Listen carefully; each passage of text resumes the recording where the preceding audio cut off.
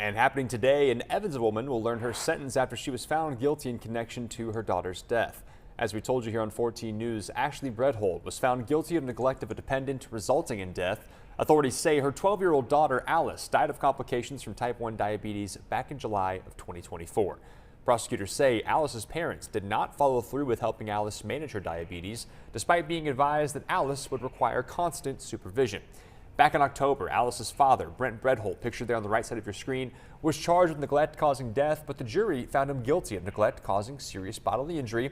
Brent Breadhold was then sentenced to 9 years in prison.